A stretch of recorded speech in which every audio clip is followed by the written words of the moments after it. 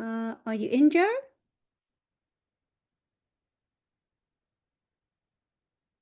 Are you there?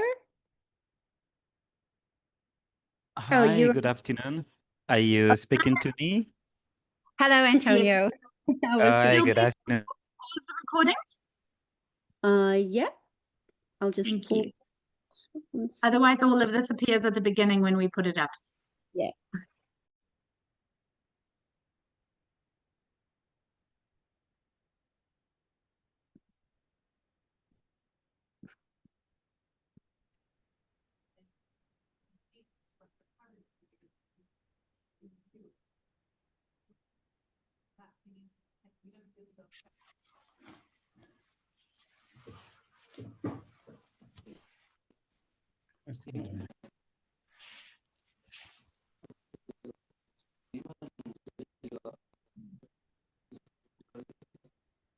Okay.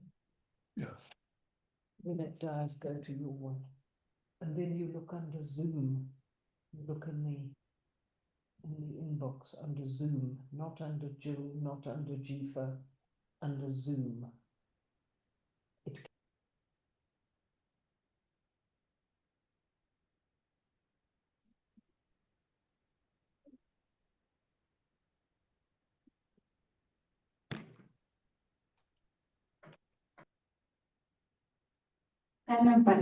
Banyak tersebut.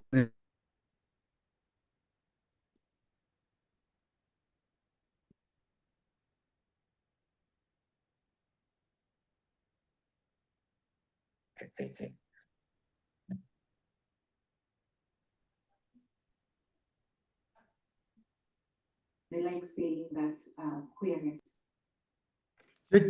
Nahili.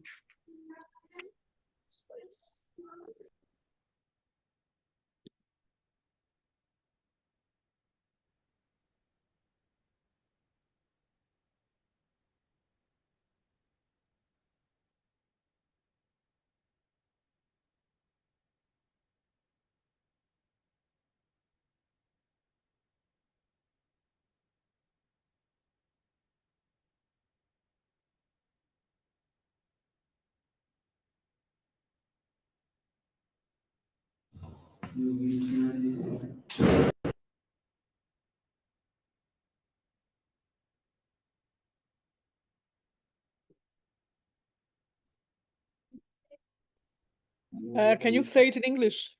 And the translators will do it.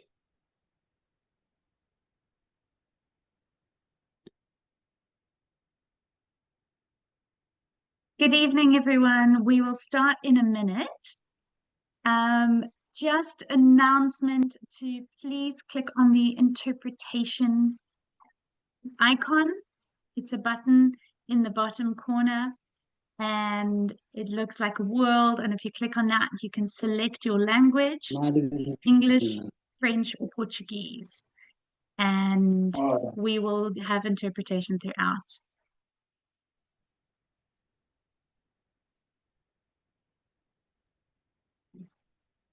We'll be starting in 2 minutes.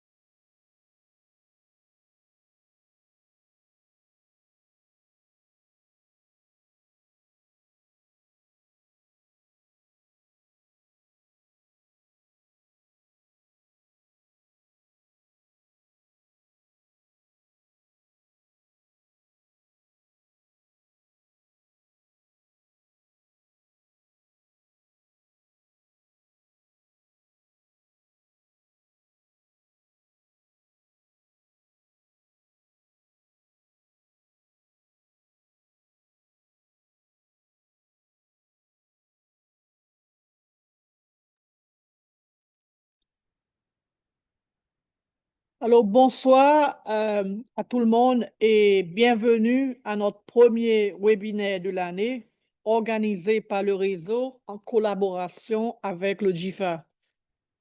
Permettez-moi d'abord de vous présenter les excuses de notre président qui, en raison de ses déplacements, ne peut malheureusement pas être parmi nous cet après-midi.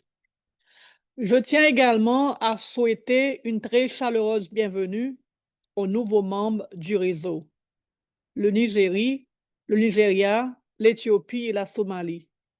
Veuillez m'excuser si j'ai omis une juridiction. Notre famille s'est tellement agrandie en si peu de temps. Ce premier webinaire sur le thème de former les juges, comment mobiliser efficacement les adultes dans l'apprentissage continu, nous concerne tous en tant que formateurs. Et j'espère que nous pourrons échanger librement avec notre intervenant aujourd'hui. Je passe maintenant la parole à Joël Barnes, notre collègue qui a organisé la logistique de ce webinaire pour qu'elle nous présente notre formateur. Joël?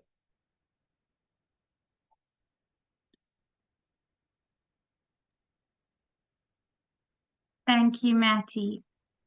Just another reminder that if you haven't yet joined the interpretation, then you need to select the interpretation icon and choose your language.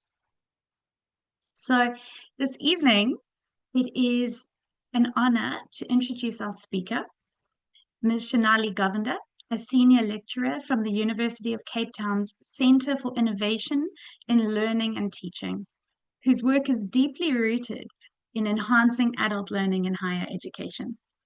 With a rich background that spans secondary education and multiple South African universities, Shanali brings a unique practical perspective on how to effectively engage and support adult learners. Her expertise lies in designing and delivering innovative online courses that empower educators to master the art and science of adult learning. And she is an expert in online learning design, learning and teaching, as well as assessment. Shanali's commitment extends beyond teaching. She is currently pursuing a PhD that investigates the lived experiences of non-permanent academic staff, shedding a light on the challenges and opportunities within adult education. For anyone passionate about advancing how adults are taught and supported in higher education, Shanali's insights promise to be both inspiring and deeply relevant. So please join me this evening in welcoming Shanali. She has indicated that she loves questions and is excited to be interrupted if you have anything that you'd like to address on or ask for further clarification on. And so please feel free to engage with her and to make the most of this time that we have together. Thank you, Shanali. Over to you. Thank you so much, Joelle, and a very good afternoon, everybody. It is really lovely to be with you here today and to have such an interest in the topic. I'm going to just start by putting into the text chat a link to a question. So I'm going to pop that into the text chat very quickly. And you can do one of two things to join me in participating today. You can either click on that link, or alternatively, when I put the slide up, you can grab your phone and just use your camera on your phone to scan the QR code, and that will take you to some opportunities for engagement. So the link is there, and we'll get to it in a moment. I'm here today to talk about this idea of how to successfully engage adults in continued learning. And I would like to take us today through some key ideas. But before we do anything else, I love to know who's in the room. I have to know a little bit about you. And so before we do anything else, I'd love for you to give me 3 words that either describe your day or your week. And you can do this in one of 2 ways. You can either take your phone and just scan the QR code that is on the screen in front of you. and that will let you, I'm going to quickly make sure that that share works. So you can either scan the QR code that is on the screen in front of you, and that will enable you to participate. Alternatively, if you prefer, you can click on the link in the text chat, and that will also take you to a way to participating. So you've got those two options, and I'm going to give you a moment to either scan the QR code or click on the link, and then I'll get it going in the background.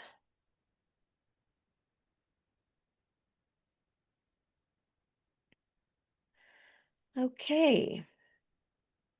And I suspect that we also have a whiteboard on somewhere, but that's not the end of the world. Okay, so what you will be able to do is you can either I've got a couple of questions. Let's actually, that's interesting. My questions reordered themselves. So my first question is actually not going to be my 3 words question. My first question is going to be, where in the world are you joining us from? I'm sorry, they reordered themselves in the background. So I see that we have someone here from Seychelles, from South Africa. If you are somebody who needs to scan the QR code, you are still welcome to do that. I'll put that up as well, and then we'll go back to the answer page.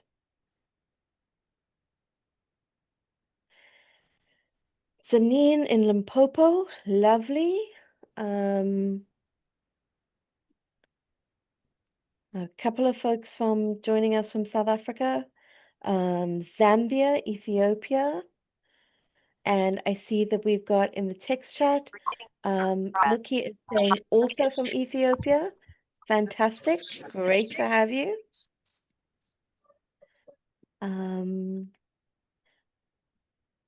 And I suspect Polokwane. Lovely, welcome. So your very, very first task with me for today is either you can scan the QR code on the screen in front of you, or you can click on the link in the text chat, whichever one works for you, and just let us know where in the world you are joining us from. And we have folks from Malawi and South Africa and Zambia and Limpopo and Ethiopia and the Seychelles. And in the text chat, I see Senzakona Dlamini is saying from Eswatini, very warm welcome to the online space here. And Pearl is joining us from Durban. Fantastic. Oromia. Oh, that is an unusual, that is not a part of the world I know, but I'm assuming that is Oromia in Ethiopia. Fantastic, lovely. Namibia, welcome colleagues from Namibia. Okay, so we are starting to find the online space, and we are starting to hear where people are joining us from, and it is lovely to have you all here today. I'm going to move us on to our next question because I don't want to stay too long in this space. So my next question is, how has your day or week been? And I would like you to choose just 1 or 2 words and say, how has your day or week been? And I can see in the text chat, we've got folks who are still saying they're joining us from Lesotho and Botswana. We may have a few country names up here as we transition. That's okay. Oh, hectic. I'm sorry. I hope that for the next hour and a half, you're just going to slow down, just learn gently. We're not going to be super busy. I see lots of busies as well. There are quite a few people who feel busy, exhausting, but productive. Good. Yay. I'm so glad that someone's had good and productive days. That's amazing. We're going to give a few more people a chance to come in here, because one of the things that is really important for thinking about adults and adult learning is paying attention to how they're doing when you're trying to teach them something. If you're trying to work with adult learners, ignoring their psychosocial state, their state of mind, is not something we want to do. We want to at least acknowledge it, give them time to notice, to process, and then they will 100% join you in the learning journey.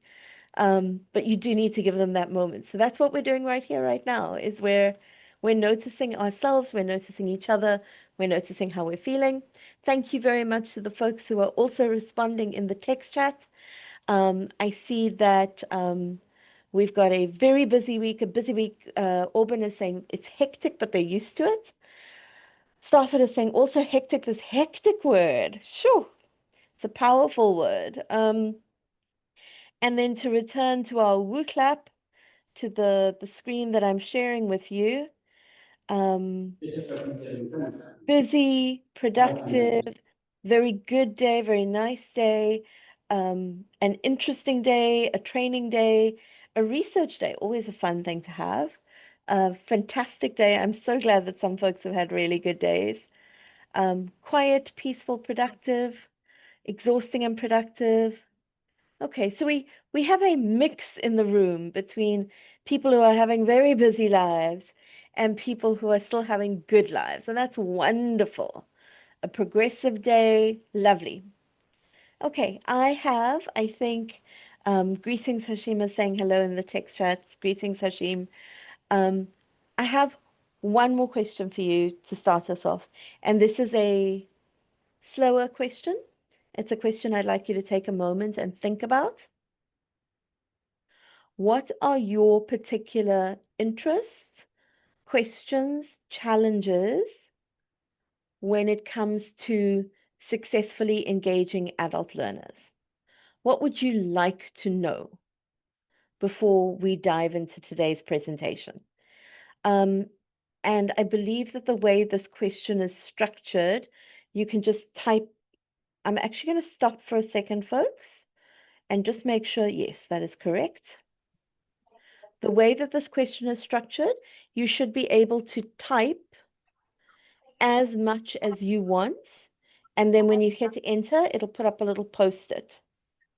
So take a moment, think. What are your particular training interests, challenges? What would you like to know from today's session? Type it onto your screen and press enter, and it should appear on the screen in front of us.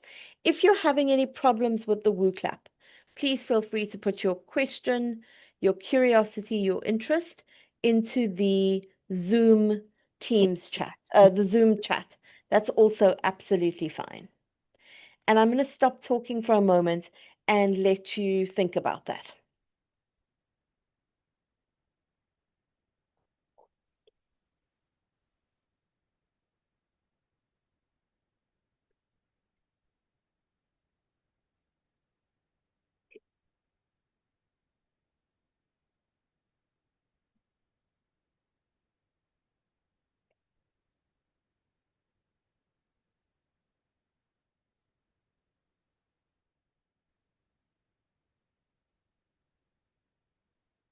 Okay, we've got some nice questions coming up.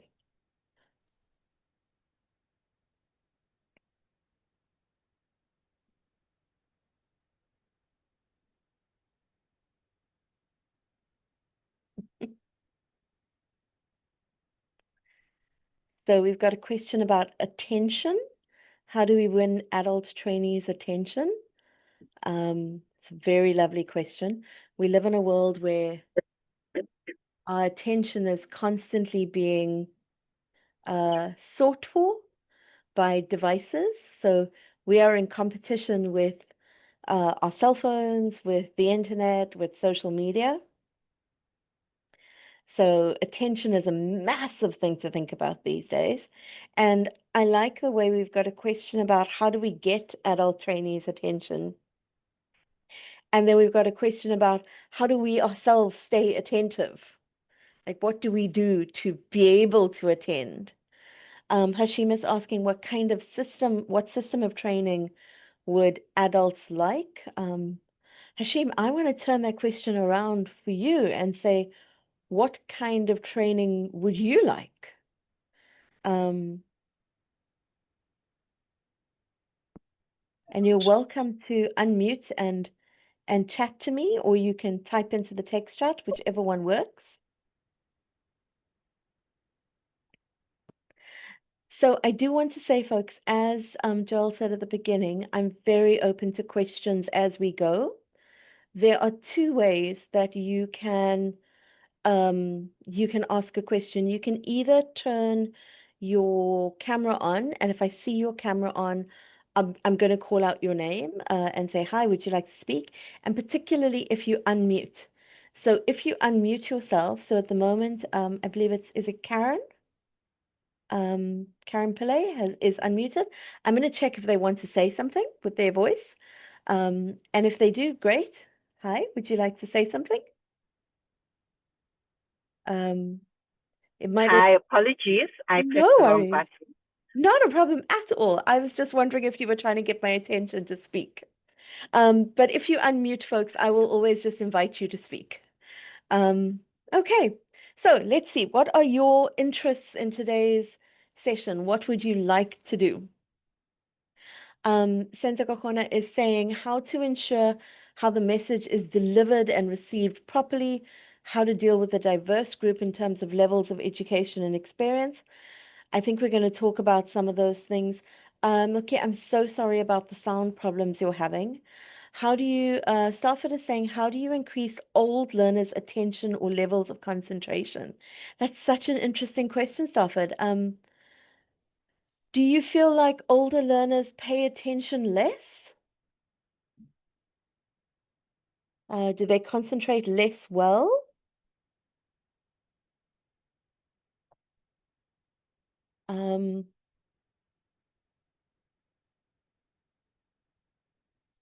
Hashim, if you would like to tell me about the method that you use in training, that would be lovely. Would you like to unmute and tell me? Okay.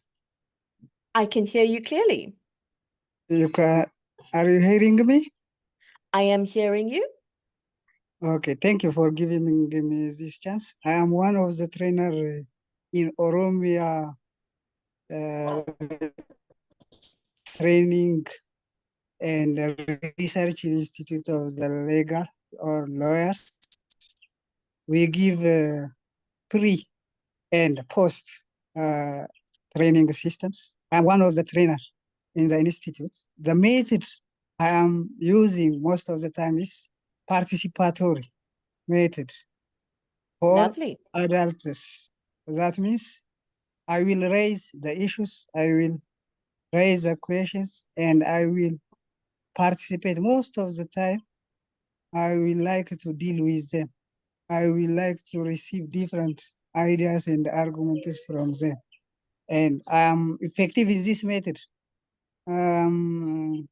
Effective for 2 or almost around 3 years. I'm giving training on different law titles or law courses, and I am very much effective. And when I ask their feedbacks from my trainers, I have got many good responses. That's why, first of all, we have to know which method will suit for adult trainers. Thank you. So I think, Hashim, you are already doing something that is very productive for adult learners in that you're using participatory methods. Yes. If you are going to train people, you could stand and talk to them for 10 minutes, 15 minutes, 20 minutes.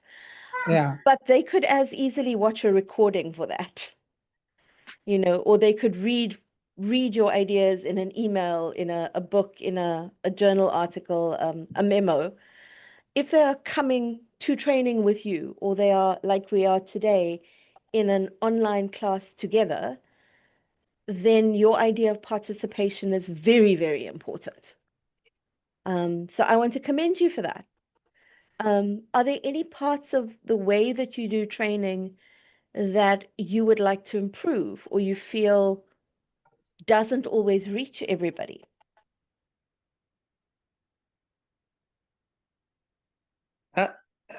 Excuse me. Can you repeat the question I one more can. time? Happily. It sounds like your training is going really well. Are there any elements or parts of your training that you are interested in doing better or doing differently? Yes, my training system will differ on the courses. There are courses which I must give detailed explanations. Right. There are courses, for example, I give training on tax laws, commercial laws, criminal laws. So I will, the method of my involvement will differ on the courses. For example, if the law is a new law, new promulgated law, my involvement will be higher than that of the older laws, because I must explain many things since it is a new law. Then I will give time for them to react. Right. If it is just a common law, for example, like criminal laws and procedure laws, they are more informed, they are working with it. So I will give more time for them to discuss on, to raise what they are faced on jobs, what the problem. Then we will discuss together. That is what the method I am using. So it sounds like you've got a good strategy already, Hashim, around if it's something very new, you talk more, you give them more information. If it is something where they have experience, then you use their experience in the classroom for them to develop ideas with each other. Definitely. Fantastic. That sounds really lovely already. So I commend you for that. Thank you. I want to pick up on what I'm seeing on my screens at the moment. So I think there seems to be quite a lot of questions about motivation. And there seems to be a problem where adults perhaps, I see Jamal's question, how can you keep adults motivated and awake during the training sessions? And I wonder if there is anyone in the room who has any great ideas that they like to use to keep adults awake during training sessions. I have a few, but I'd love to hear what you do first. Anyone with a favorite strategy for keeping adults awake during training?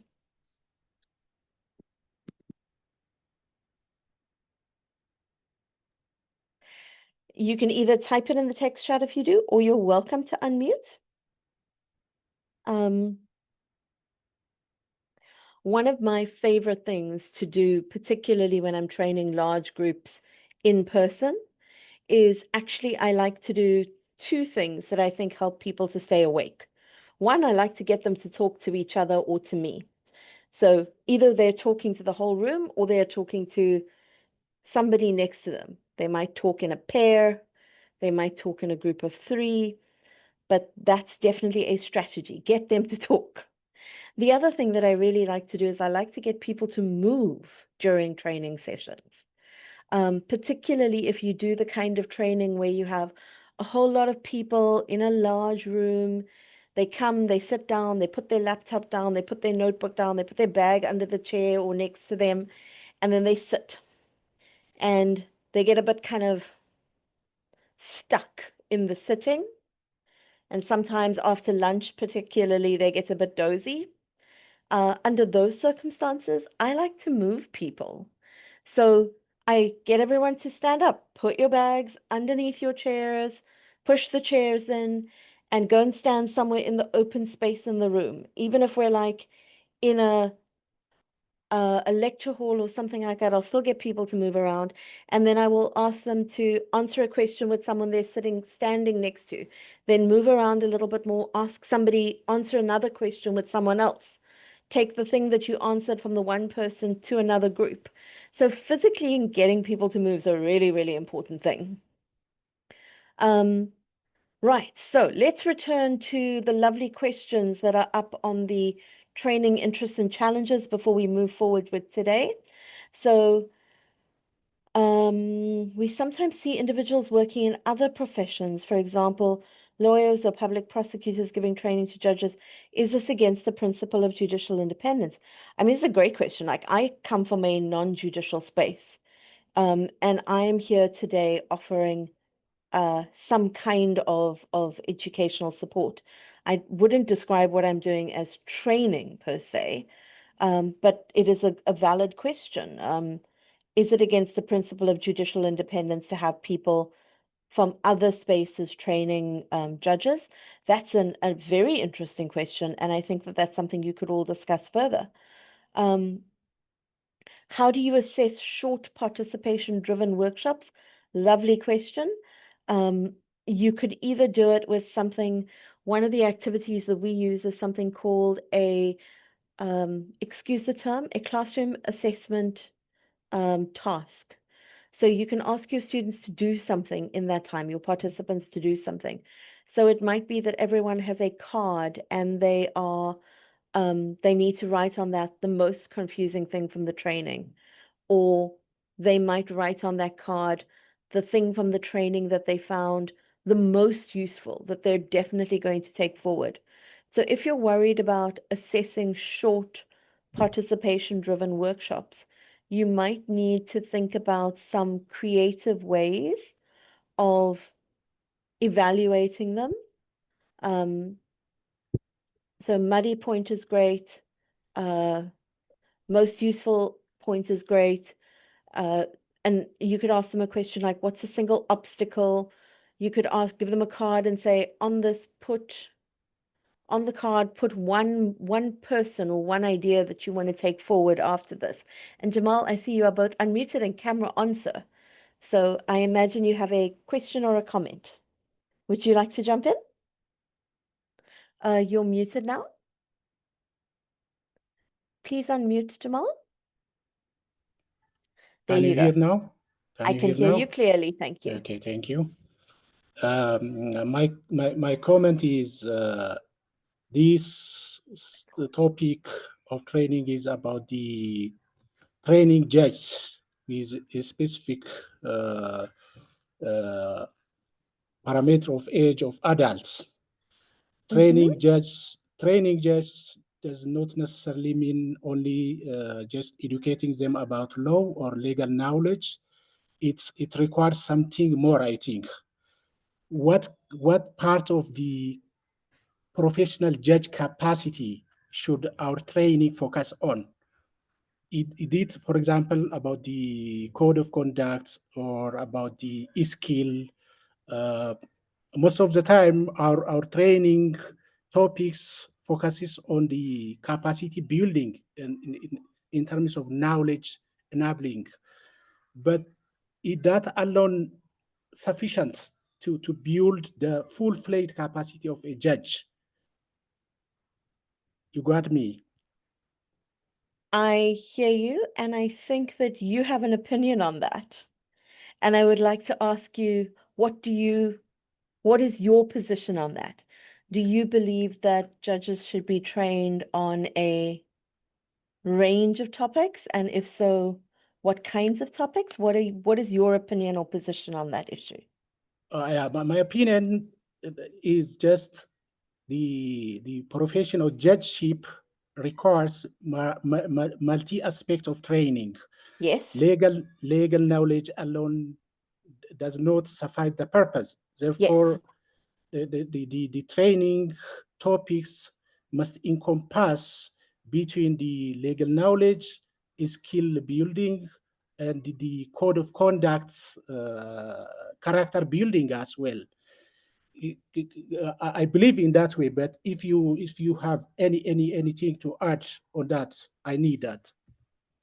Okay, so I'm going to say that I'm not speaking as a judicial expert here. I'm speaking as someone with a teaching background. And the way that I would think about constructing your training curriculum is I would think about how would I want my judges to emerge? So at universities, we would talk about exit level outcomes for courses.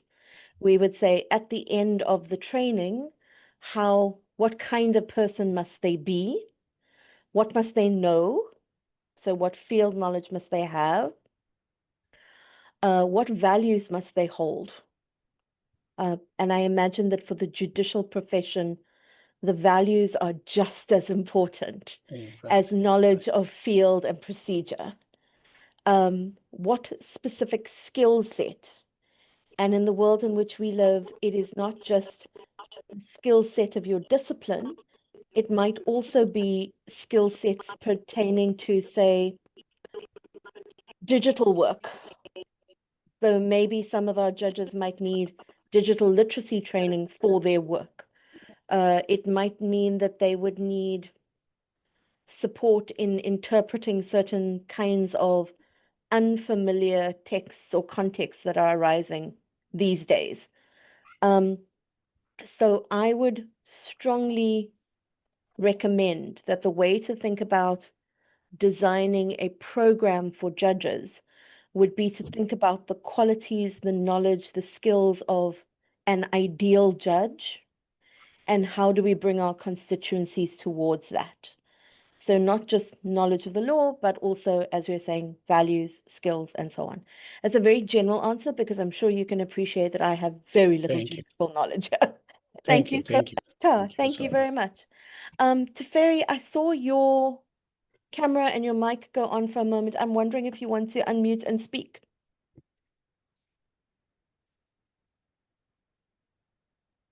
Maybe not. Maybe they were just coming into the room. Please feel free to unmute at any point if you want to speak. So thank you, folks, for the really stimulating questions. And I want to just connect. There were 2 comments in the text chat. So Tapiwe is saying that judicial independence will not be compromised as long as the trainer is an expert in their subject when a non-lawyer trains judges. And Hashim was saying that judges must take multidisciplinary courses. Okay, so when we are thinking about training, whether we are training judges or people who engage and work with them, we would be thinking about the complexity of their role and the complexity of their identity going forward. And so all of our training at least should address the richness of those kinds of questions. Teferi, I see you have unmuted, so would you like to unmute and speak?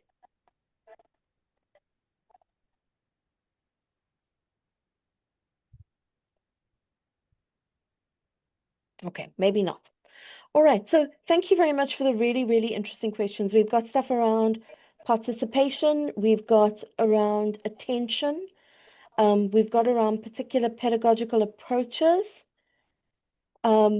This lovely question, how to successfully engage adults in training without feeling like I'm forcing them. Definitely going to talk about some of that today. And how to engage our participants. Okay, folks, I'm going to return to my slides for a little bit. But that does not mean that you may not speak. I would invite you to please continue to talk back to me as we go through today.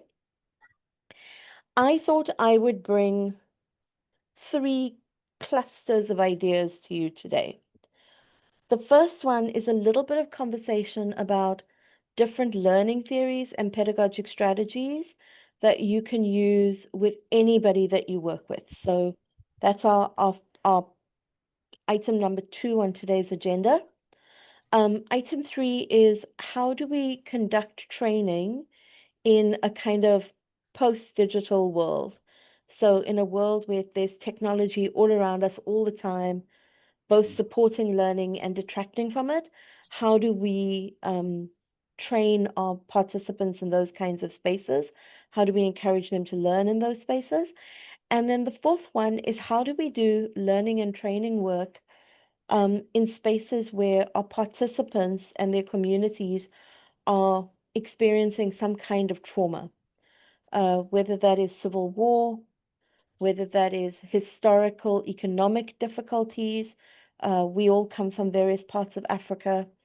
Poverty is in some ways a widespread regional problem. various kinds of civil unrest, widespread regional issues. All of those contribute to things, to trauma in communities. And before I go any further, I would like to just ask you, which of those is most interesting to you? And then I will start with the one that you are most interested in. So are you in the text chat? Can I ask you to vote for either learning theories and pedagogic strategies? That's your number 2. Supporting learning in a post-digital world 3, or trauma-informed learning and training. And I'm going to ask you to just type in the text chat 2, 3, or 4, depending on what you'd like me to start with. I see lots of votes for 2s, I think. Okay. Lots of votes for 2s and 3s, and a couple of 4s. Okay, so let's start with 2, and we'll take it from there, and then we'll just see how we go time-wise. Okay, so learning theories and pedagogic strategies are something that I am endlessly fascinated by, because one of the things that in the education profession we know is that we do not yet have a singular theory of learning.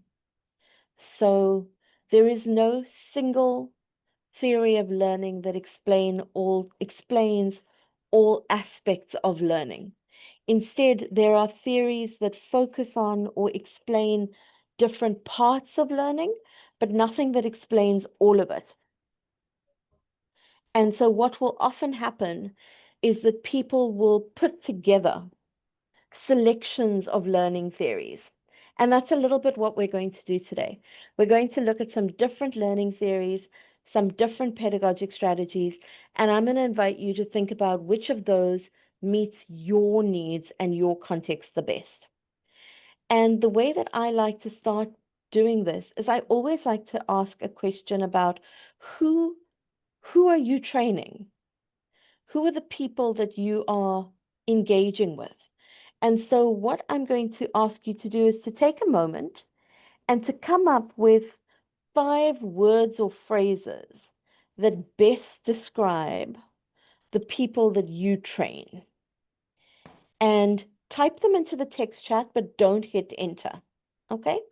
So all I want from you is 5 words or phrases that describe your trainees.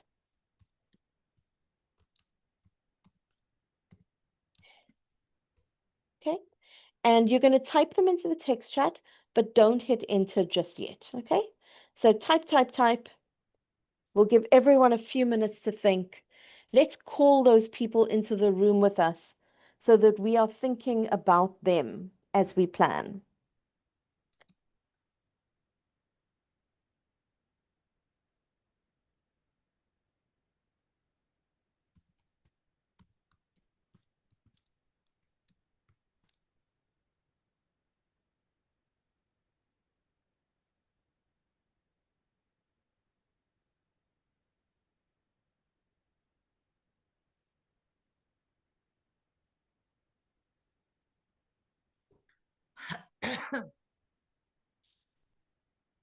Okay, so just for now, into the text chat, 5 words or phrases that describe the adults that you train or teach or work with.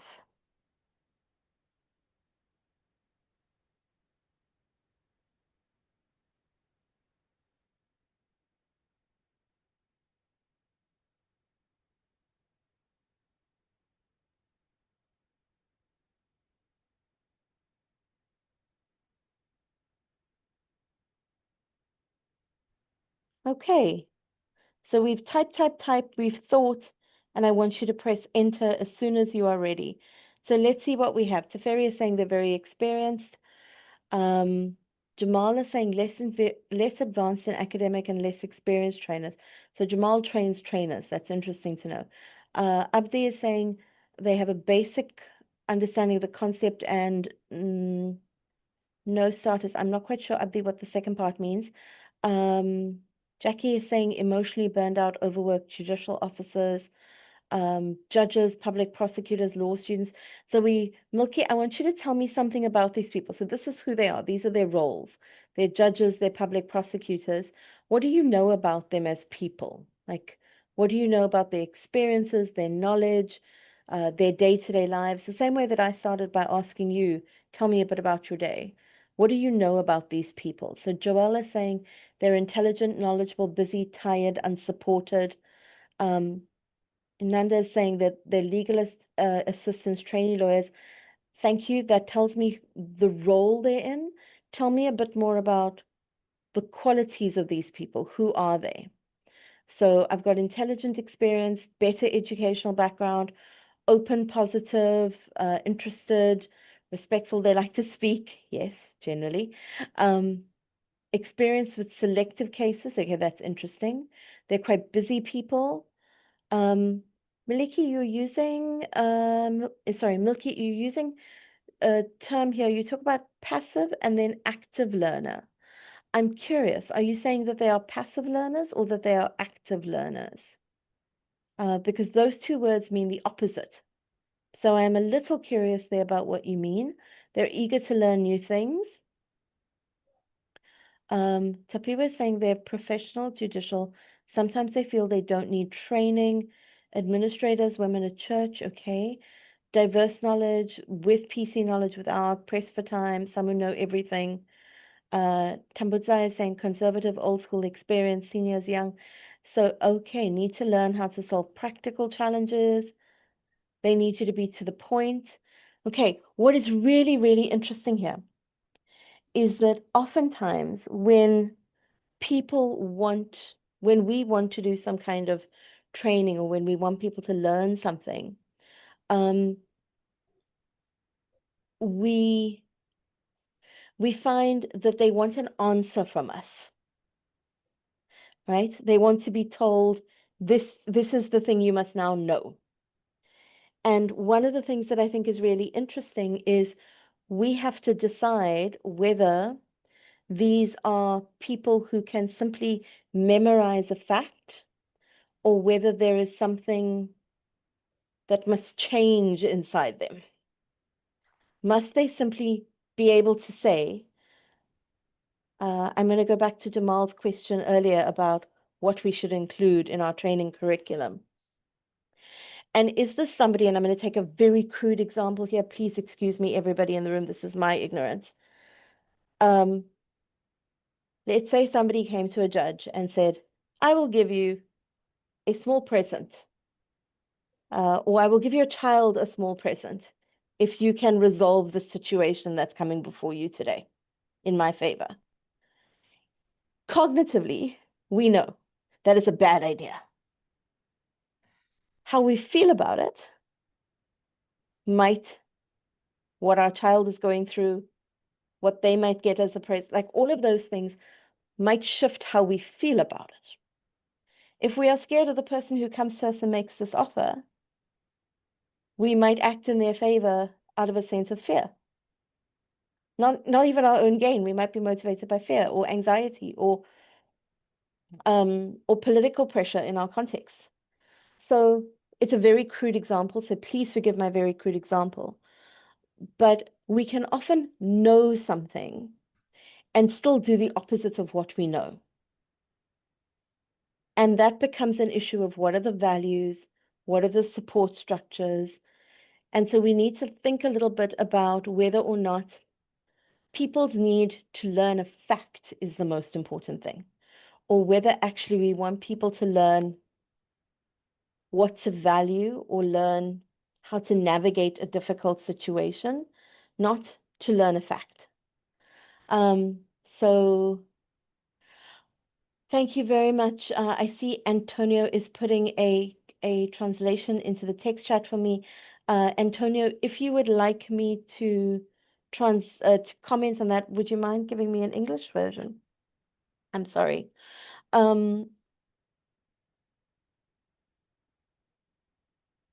Oh, thank you, sir. Thank you. Thank you, Antonio. I appreciate it. Okay, so let us move on a little bit, folks, and let's talk about these learning theories. So we've been chatting today a little bit about what makes about our learning experiences and the learning experiences of others. And we have our students in our minds. We're thinking about them. And I'd love to hear some voices on this question. I would like to know what makes a compelling learning experience for you. So we've thought about our students and who they are. And now I want to ask you, if you think about what have been your best learning experiences, is there anyone who would like to unmute and tell me a little bit about a really compelling learning experience you had?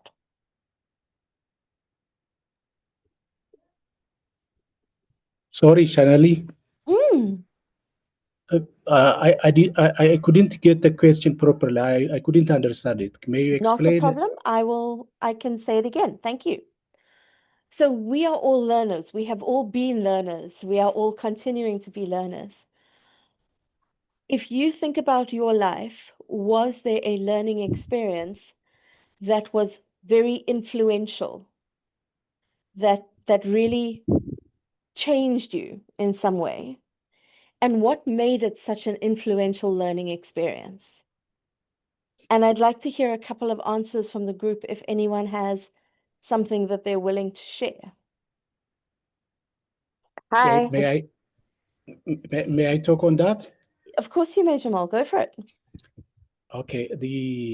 For me, the best learning experience is just putting someone into a challenge, putting the trainee into a challenge, either by giving him a practical case to solve it, or just bringing them together as a group and giving them something challenging them to respond to act upon that particular case or particular problem.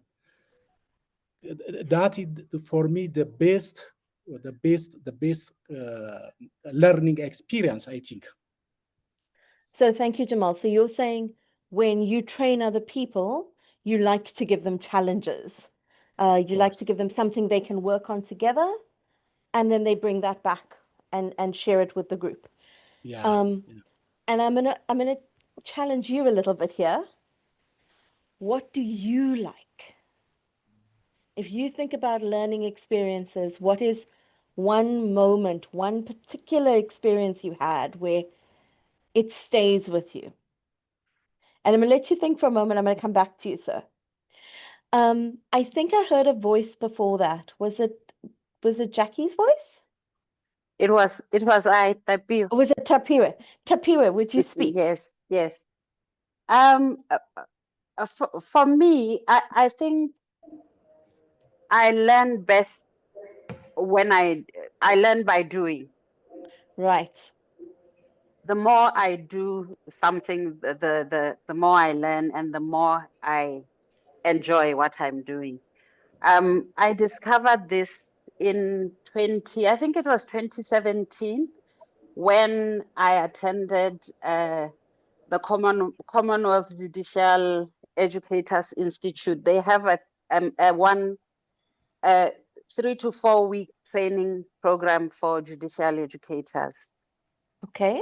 We did quite a lot of stuff, from curriculum development, and it was actually sitting down to do all these things that I realized that I might have an interest in training. So from 2017, I've been trying to learn a lot more on training. So for me, the most compelling experience has been discovering that I have an interest in training, because I was actually practically involved in the process. I think that you're highlighting a really important thing, which is if you can give people either a chance, and it's a little bit like what Jamal was talking about earlier, which was give them a challenge. So you had a task to do. You had something to try and do, you had a curriculum to create, and that gave you a taste for it. So thank you so much. I appreciate your perspective. Thank you. I think Abdi, I see that Yes, you're unmuted. yes. I'm sorry, I'm probably saying your name incorrectly. Now you're correct. It's Am I Abdi. correct? Abdi. Abdi, Yeah. would you share your ideas, please? Yeah, the most rewarding training that I've ever had is the training in which